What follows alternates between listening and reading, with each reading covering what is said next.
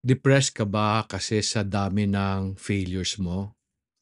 You know, in lesson 7 of the Overcoming Depression series, gusto ko sana pakita sa iyo na dapat ang failure natin nakakatulong para sa pag-improve ng buhay natin. Unfortunately, failure has been the source of many depression. Ikaw ba, nag-fail ka na? Nung nag-fail ka, how did you feel? And what did you do? Alam mo, failing once or twice, hindi problema yan. But failing often can crush a person's spirit, especially pag napapagalitan sila ng mga authorities ng buhay nila.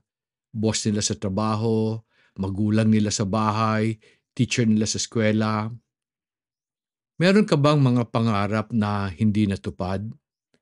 Nanaginip ka ba na magkaroon ng isang magandang pamilya, mabait na asawa, masunuring mga anak, at marangyang buhay? Tapos, kabaliktaran ang nangyari.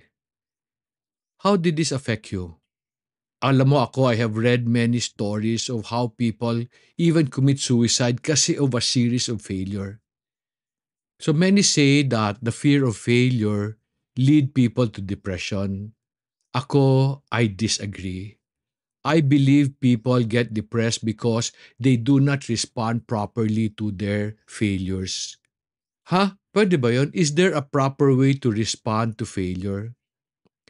Before I explain tong paraan na to, meron akong tanong sa'yo. Noong nag-fail ka, sinadya mo ba yon? Did you do it para mapagalitan ka ng boss mo, mapahiya ka sa harap ng pamilya mo, bumagsak ka sa eskwela? Hindi, di ba? Alam mo ako, I am learning na walang taong gustong magkamali, walang taong gusto mapagalitan, so therefore walang taong gusto mag-fail. Pero despite of this fact, people will fail. Sigurado yon. Ako, I have my fair share of failure and marami sila. And failure is a very painful experience. Alam mo, I am learning that failure is only painful kasi hindi natin nakikita ang magandang bagay na pwede niyang ibigay sa buhay natin. Meron bang ganon? Can failure really bring something good in our lives? In lesson 3 of this program, I told you that you must train yourself to find the good in everything that will happen to you or everything that is around you. Friend, I want you to know na lahat ng nangyayari sa iyo, meron niyang good side, maski ang failure. But to find the good in failure, we need to understand ano ba ang failure. Failure comes from the French word faillir, which means to be lacking. It means a condition of not meeting the expected objectives or goals you have set for yourself, or maybe goals that other people have set for you.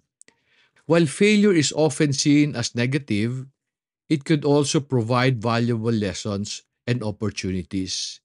If you are wise, you will use failure to your advantage, and that is the essence of this lesson. Do you know that the Bible contains many stories of failure? We need to learn from these stories para maintindihan natin why I said failure can be good for us.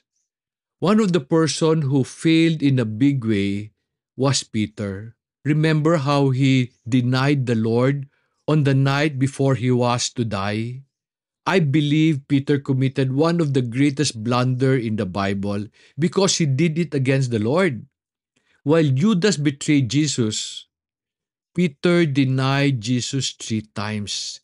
So therefore, hindi yun aksidente, sadya. The sad part is, he never got to apologize because Jesus died the following day. Friends, put yourself in Peter's shoes. How would you feel after denying Jesus? I'm sure you would feel bad. However, I am sure you would also want to apologize, but then the council of the Pharisees decided to kill him the following day. So you never got the chance to say sorry. Ako, kung ako si Peter, madidepress ako. Especially noong namatay si Jesus. Ako naniniwala that the reason why Peter was not on the mount where Jesus was crucified kasi nahihiya siya. So ang pumunta lang doon, the Apostle John, with Mary, the mother of Jesus. But how was Peter able to recover or cope with his depression? How did he use his situation for the good of many people? I found the answer in something Jesus told Peter before he denied him. We see this in Luke chapter 22, verses 31 and 32. Sabi ni Jesus kay Peter, Simon, Simon, behold, Satan has demanded permission to sift you like wheat, but I have prayed for you, that your faith may not fail, and you, when you have turned again, strengthen your brothers. Jesus told Peter that when he had turned, he should use what he learned to strengthen his brothers.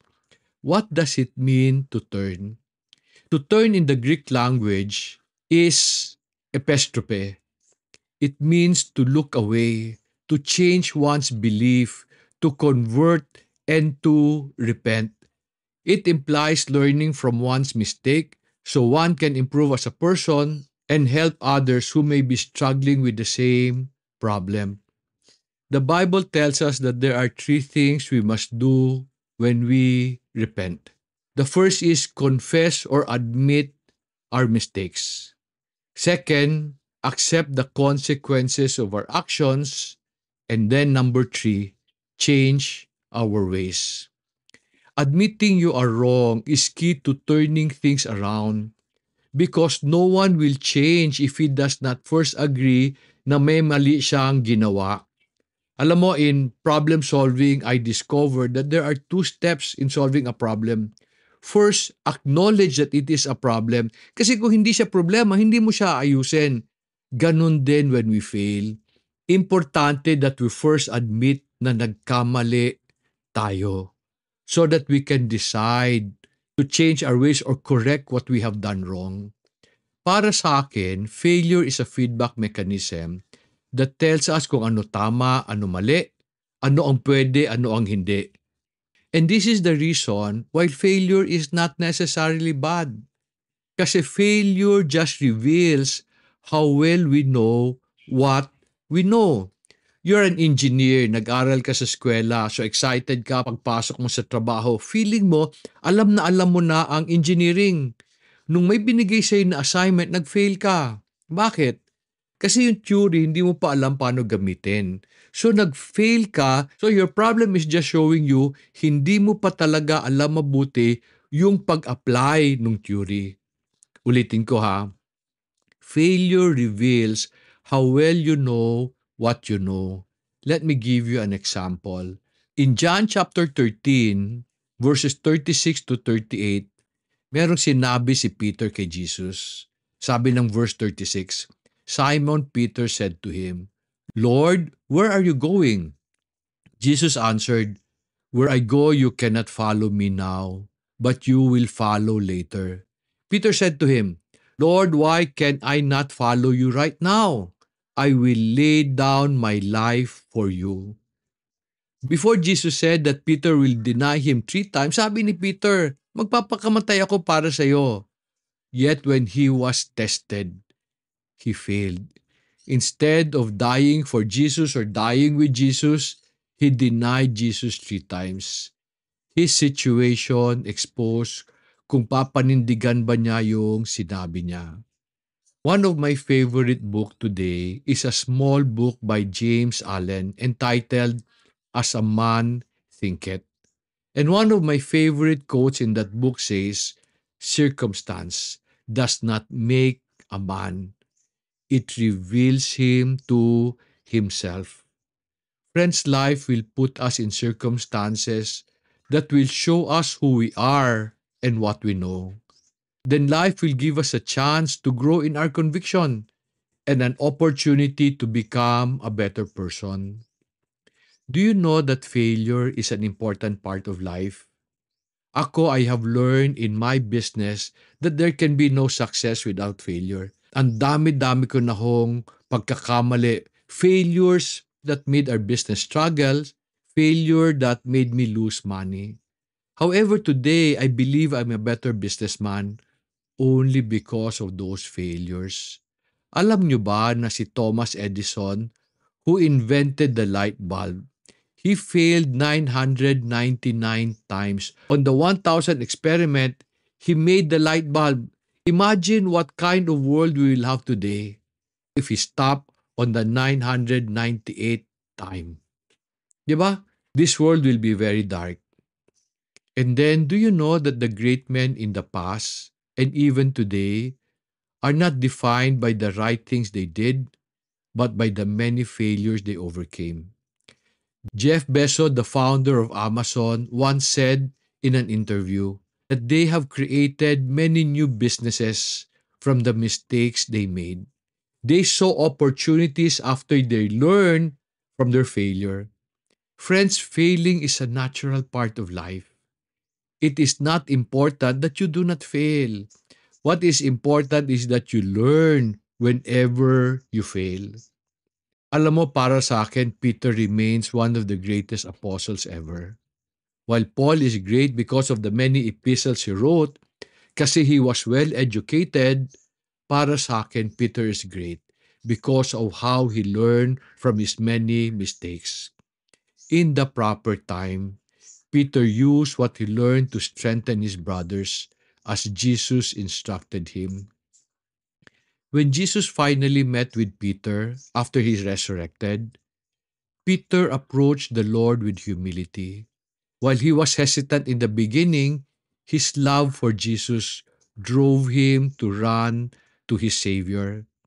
While they were meeting by the shore, Jesus asked Peter to shepherd his flock, affirming that Peter had indeed turned from his failure and that Jesus had forgiven him for denying him. I want you to take note of what I said. Peter approached Jesus in humility. Alam mo, I am learning that humility is the key to turning or repenting from our mistakes. Humility allows us to learn from our failures. Kanina I said that failure does not lead a person to depression, but the feeling of being a failure will. When does this happen? The reason why people get depressed is because they want to do what they are doing over and over again, expecting a different result, expecting other people to accept what they have done, maski mali, maski kulang. Sabi ni Albert Einstein, insanity is doing something again and again, expecting a different result. When you insist on your ways and people continue to reject you, talagang madidepress ka. And the only way to get out of that situation is learn from your failures and change what you are doing. Kaso lang ang gusto ng mga taong depressed, magbago lahat ng tao sa palibot nila. Magbago ang sitwasyon nila. Never sila. Every employee wants their boss to be kinder so that they can do their jobs better. Wives want their husband to lead well first before they can submit. Children want their parents to be tolerant about their failure so that they can respect them. Gusto natin sila magbago para sa atin, but that will not happen. Kasi when you insist on doing what you want, your failure will lead you to rejection. People will start to avoid you, minsan confront you. So kung ayaw mo ma-reject, learn from your failures.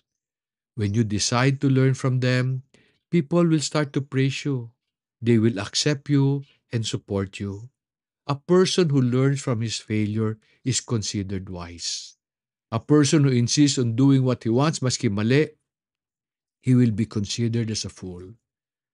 Friends, decide to be wise, not a fool. Sana natulungan ka nitong lesson na to. As always, isa lang request ko sa iyo kung natulungan ka. Help me, help others. I am sure meron kang kamag-anak, kaibigan, kakilala who's struggling in the same way. Will you tell them about this program? Will you share the series of videos we have created to help people overcome depression? Maraming salamat and God bless you.